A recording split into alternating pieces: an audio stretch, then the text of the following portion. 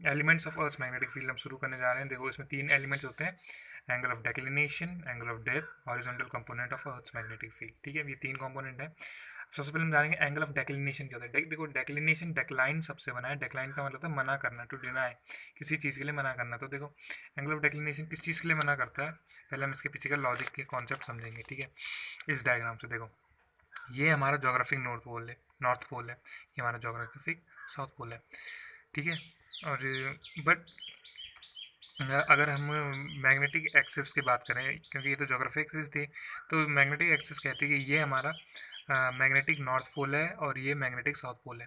तो देखो कॉन्सेप्ट ये है कि असली नॉर्थ पोल ये है, बट ये वाला नॉर्थ पोल है, ये मना करता है कि ये असली नॉर्थ पोल ना होकर असली नॉर्थ पोल, ये मैग्नेटिक नॉर्थ पोल जो है असली नॉर्थ पोल है। जोग्राफिक नॉर्थ पोल असली नहीं है, मैग्नेटिक नॉर्थ पोल असली है, ऐसा ये मना करता है। ठीक है, मना करता है कि ये असली नॉर्थ पोल नहीं है और ये है।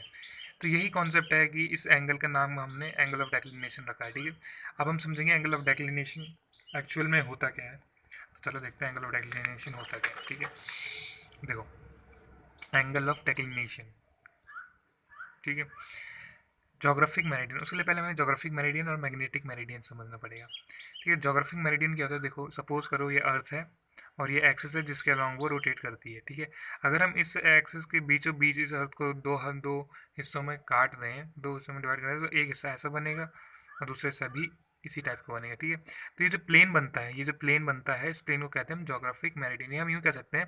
देखो लॉन्गिट्यूड सबको पता है क्या होती है, लॉन्गिट्यूड वो लाइन्स होती है जो नॉर्थ पोल से साउथ पोल की तरफ जाती हैं। ठीक है, नॉर्थ पोल से शुरू होती हैं और साउथ पोल की तरफ जाती हैं, तो उनको हम लॉन्गिट्यूड्स कहते हैं। या हम यूँ भी कह सकते हैं वो प्लेन जो अर्थ को लॉन्गिट्यूड के अलॉन्ग काटने से बनता है। ठीक है, जब हम किसी लॉन्गिट्यूड के अलॉन्ग अर्थ को दो हिस्सों में काटते हैं तो जो प्लेन बनता है उस प्लेन को हम कहते हैं जोग्राफिक मेरिडियन। ठीक, अब मैग्नेटिक मेरिडियन क्या होता है, मैग्नेटिक मेरिडियन भी सिंपल ऐसा ही होगा, बट उसको वो कब बनेगा, जब हम अर्थ को काटेंगे दो हिस्सों में बट मैग्नेटिक एक्सिस के अलॉन्ग। ठीक है, plane formed by cutting earth along its magnetic axis, तो उस प्लेन को कहते हैं मैग्नेटिक मेरिडियन। सपोज करो ये हमारा मैग्नेटिक एक्सिस है, इससे जब हम अर्थ को दो हिस्सों में काटते हैं तो वो कुछ ऐसा बनेगा। ठीक है, तो ये प्लेन बना है, इसको बोलते हैं मैग्नेटिक मेरिडियन। ठीक, अब बात करते हैं एंगल ऑफ डेक्लिनेशन होता क्या। तो angle of declination is the angle between geographic meridian and magnetic meridian passing through the point of observation. ठीक है, एंगल एंगल ऑफ डेक्लिनेशन एक ऐसा एंगल है जो कि लाई करता है दो मेरिडियंस के बीच में। कौन कौन से मेरिडियन, जोग्राफिक मेरिडियन और मैग्नेटिक मेरिडियन के बीच में। और और एक और इम्पोर्टेंट कंडीशन है, passing through the point of observation, यानी कि हम जिस पॉइंट से ऑब्जर्व कर रहे हैं वो पॉइंट उसकी सीधाई में होना चाहिए। ठीक है, उसकी सीधाई में होना चाहिए, तो हम उसको कहते हैं एंगल ऑफ डेक्लिनेशन। ठीक है, तो ये समझ में आ गया होगा। अच्छा, अब इसमें कुछ एक्शन देखो, जैसे कि ये हमारा सपोज करो, अगर हमारी अर्थ कुछ ऐसी है ना, ऐसी होती है हमारी कुछ अर्थ स्फेरिकल, ये उसका नॉर्थ है, ये उसका साउथ है। बट एक मैग्नेटिक नीडल होती है, जब हम मैग्नेटिक नीडल को रखते हैं तो उसका नॉर्थ जो है थोड़ा यहाँ यहाँ ना होके थोड़ा टिल्ट हो जाता है इस तरफ, और साउथ भी यहाँ ना होके थोड़ा टिल्ट हो जाता है इस तरफ। ठीक है, क्योंकि ये कुछ ऐसी होती है नीडल, हमने ऐसे रखी तो ये ऐसे घूम जाती है। ठीक है, ऐसे घूम गई, तो ये क्या बता रहा है कि यहाँ पे, और यहाँ पे एन लिखा हुआ है, यहाँ पे एस लिखा हुआ है। ठीक है, नीडल की जो नॉर्थ साइड है वो इस तरफ आ जाती है और साउथ साइड इस तरफ आ जाती है।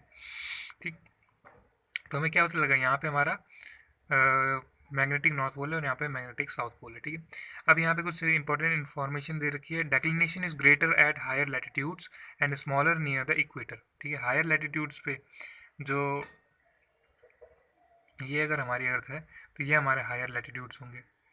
ठीक है, और ये हमारे बीच में इक्वेटर हो गई। तो ये कह रहा है जो डेक्लिनेशन में होता है, ये इन लैटिट्यूड्स पे जो ये ऊपर की तरफ है डेक्लिनेशन वहाँ पे ज़्यादा होता है और इक्वेटर की तरफ डेक्लिनेशन कम होता है। और क्योंकि इंडिया इक्वेटर के पास लाई करता है तो declination in India is small. Delhi में ये 0 डिग्री 41 मिनट ईस्ट है और मुंबई में 0 डिग्री 58 मिनट वेस्ट। ठीक है, तो चलो अब आगे बढ़ते हैं। दूसरा जो हमारा है वो आता है angle of dip. Angle of dip क्या होता है, अब देखो ये अर्थ की हॉरिजॉन्टल सरफेस है और ये अर्थ का मैग्नेटिक फील्ड है, ठीक है। अर्थ की हॉरिजॉन्टल सरफेस और अर्थ का मैग्नेटिक फील्ड, तो इनके बीच में जो एंगल होता है उसको कहते हैं एंगल ऑफ डिप, ठीक है। Angle between magnetic field and earth's horizontal surface is called angle of dip. या हम ये कह सकते हैं कि अर्थ की मैग्नेटिक फील्ड इंटेंसिटी, इंटेंसिटी मतलब स्ट्रेंथ, और ये है, ये लाइन मैग्नेटिक फील्ड की स्ट्रेंथ को शो कर रही है, ठीक है, किस तरफ है और उसको शो कर रही है, ठीक है। तो उन दोनों के बीच में जो एंगल होगा हॉरिजॉन्टल सरफेस और ये मैग्नेटिक फील्ड लाइन या मैग्नेटिक फील्ड इंटेंसिटी के बीच में, उसको हम कहते हैं एंगल ऑफ डेप्थ, ठीक है। It is measured by dip circle, इसको डिप सर्कल से मेजर। अब देखो यहाँ पे देखो, ये अर्थ का हॉरिजॉन्टल सरफेस है, ये यहाँ से लाइन निकल रही है।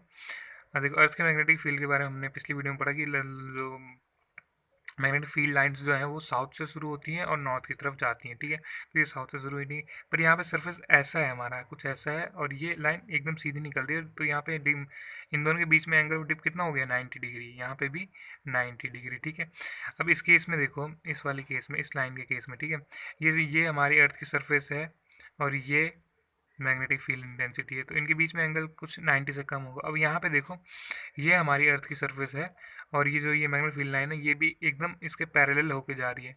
तो ठीक है, दो लाइन जब आपस में पैरेलल होती हैं, देखो ये अर्थ का मैग्नेटिक फील्ड इंटेंसिटी है और इसी के ऊपर ओवरलाई कर रहा है अर्थ का सरफेस, तो यहाँ पे एंगल कितना होगा, 0 डिग्री, ठीक है। तो यहाँ पे 0 डिग्री होता है एंगल।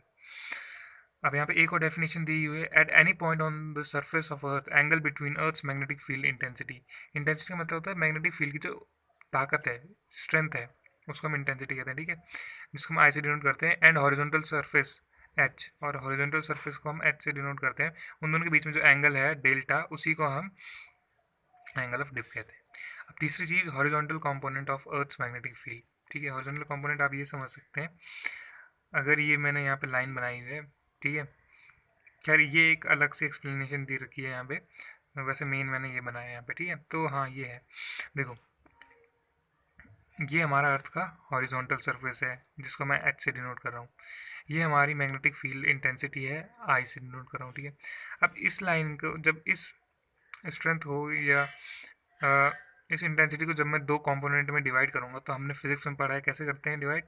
तो जो ये हॉरिजॉन्टल कंपोनेंट होता है उसको हम कॉस थीटा से रिप्रेजेंट करते हैं। तो इसको अगर मैं आई एच बोल लूँ, आई सफिक्स में H, horizontal component of I that is I cos theta, तो ये हमारा हॉरिजॉन्टल कंपोनेंट हो जाएगा अर्थ के मैग्नेटिक फील्ड का।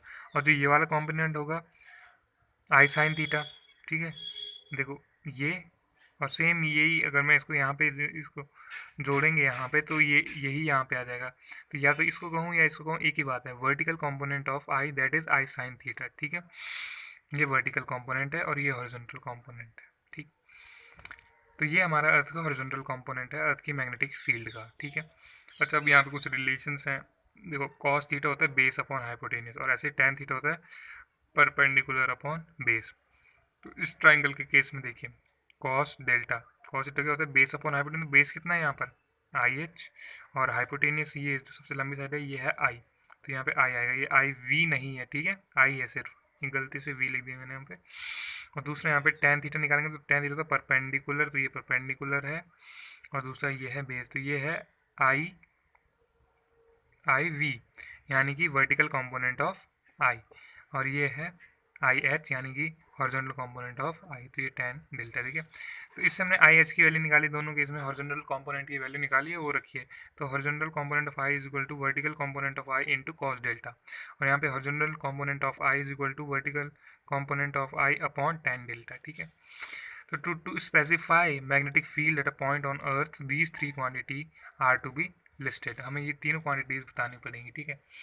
तो दोस्तों यहीं पे ये elements of earth magnetic field ख़त्म होता है, और आप ऐसे ही वीडियोस देखते रहिए और अपने क्वेश्चंस पुट करते रहिए। वीडियोस आपको जिस पे चाहिए, मैं डेली अब से वीडियो डालने की पूरी कोशिश करूँगा, डेली वीडियोस डालूँगा, ठीक है। Thank you.